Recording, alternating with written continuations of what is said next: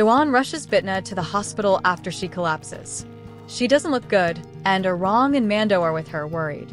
Suddenly, Bit Na sits up, surprising everyone. The doctor believes her collapse was due to extreme stress. Afterward, Bit Na returns to her villa, where the sharp-tongued granny, Omija, is waiting for her. The two exchange biting remarks about death, both jesting about how they'll celebrate when the other is gone.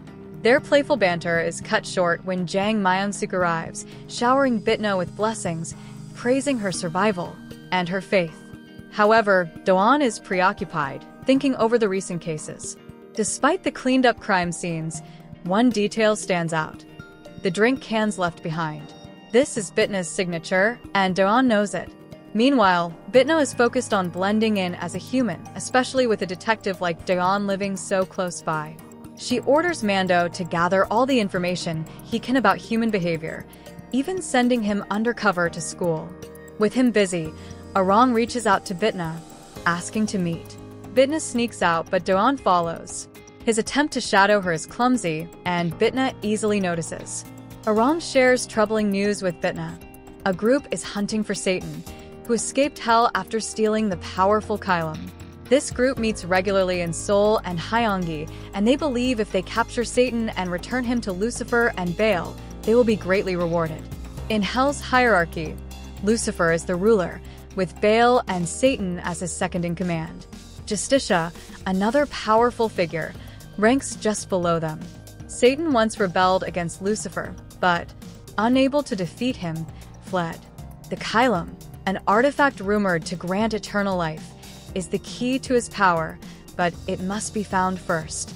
Bit Na, Arang, and Mando soon meet up to discuss what Mando has learned. Unbeknownst to them, Do-won is still tailing them, but this time he remains undetected. He stumbles into their secret meeting, a gathering of demons. Just when it looks like Do-won is in danger, Bit Na steps in and saves him, calling him by a silly nickname, Poppy. The demons in the room reveal their secret. They are skilled chefs, using their talents to avoid suspicion. Their cooking prowess would even impress world's best chef. Later, Do-won witnesses one of the demons crying, a rare act that could be dangerous for him. The demon notices Do-won is human, and they make a mutual agreement to keep each other's secrets, at least for now. Do-won, sensing the demon's goodness, heads home with Bit Na, though she's reluctant to walk alongside him. At church, Mando experiences a powerful reaction when the pastor speaks against Satan. With his special glasses and gloves, he barely manages to keep himself composed, though it's clear his inner turmoil remains. Meanwhile, a sudden tragedy strikes. An emergency call reports a family in danger. Do-won arrives to find a disturbing scene. Only the father, Yang Sung-bin, remains, and he's confused, unsure of what happened. Young seems to suffer from multiple personalities, including a childlike persona, Kim Seal, and a violent one, Koo Dawan. Do-won is determined to uncover the truth behind the chaos. Bit Na, sensing an opportunity, takes on the case. Though the trial seems headed toward a grim outcome, she watches with a sly smile as the courtroom drama unfolds, knowing this is her case to win. Despite the circumstances, the hearing proceeds, with Sung-bin facing the death penalty if found guilty. Just as he's about to present his case, his lawyer interrupts, citing Sung-bin's recent amnesia. The prosecution requests a full psychological evaluation to determine his mental state. Suddenly, in the midst of the courtroom, Dawan and Seal seem to seize control, clashing fiercely as they attempt to undermine the lawyer. Meanwhile, Bit Na watches with a smug expression. Once the chaos settles, she calmly states that a comprehensive psychiatric evaluation is necessary, and the results will ultimately decide whether Sung-bin faces execution. Later that night at the hospital, Judge Kang arrives disguised as a nurse. After neutralizing the guards, she begins her physical therapy. As her eyes glow purple and she conjures a knife, Dan, hiding under the bed, grabs her ankle. Do-won hides under the bed as Bit Na rushes out of the room, narrowly avoiding being caught. She disappears without a trace, her escape flawless. But back home, Do-won is waiting for her. He confronts her about what he overheard in the hospital, unsure if it was really Bit Na. His suspicions grow, but Bitna dismisses his concerns, challenging him to find real evidence if he wants to make an arrest. She doesn't realize he is just that, the proof hidden in those cans. As the trial approaches, time is running out.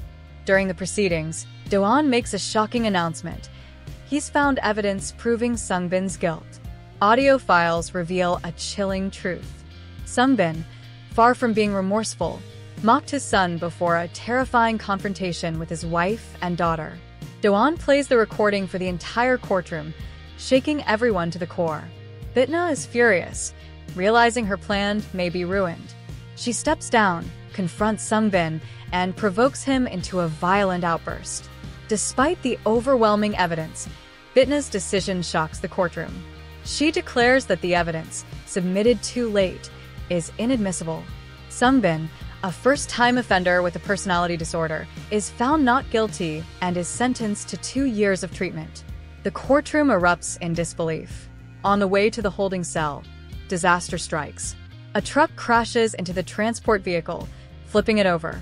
In a swift, calculated move, a group of men overpower the guards and take Sungbin. Do-won tries to stop them, but they are too strong. The men, working for a wrong, whisk Sungbin away, leaving chaos in their wake. Do-won knows something is off and confronts Bitna, pleading with her to do the right thing. But Bitna is resolute. Her decision stands, and Do-won is left with a sense of dread. Outside Bitna's apartment, Do-won waits, determined to bring justice. Meanwhile, Bitna takes matters into her own hands. She subjects Sungbin to a horrifying ordeal, much like the suffering he inflicted on others. With cold precision, she brands his forehead and delivers a final, brutal punishment. The next morning, Do-won receives word that Sungbin is dead, his body marked with the same seal. Bitna's cruel laughter echoes through the news, as the other judges are stunned. At the same time, Chief Na questions Jong Jae-gul about his ties to Bitna, suspecting something deeper. Tension grows as Bitna's methods come under scrutiny, especially after her emotionally charged handling of Sungbin. The family, still grieving, finds no peace in his death. They wanted justice, not vengeance, and now feel emptier than before. That night, Do-won confronts Bitna, convinced she's responsible for not just Sungbin's death, but more sinister events. Bitna taunts him, but Do-won swears he'll bring her to justice. Their confrontation leaves Bitna frustrated, and she heads home, only to be greeted by Tae-kyu. He warns her to stay away from his family, unsettled by her involvement and the danger she's attracting.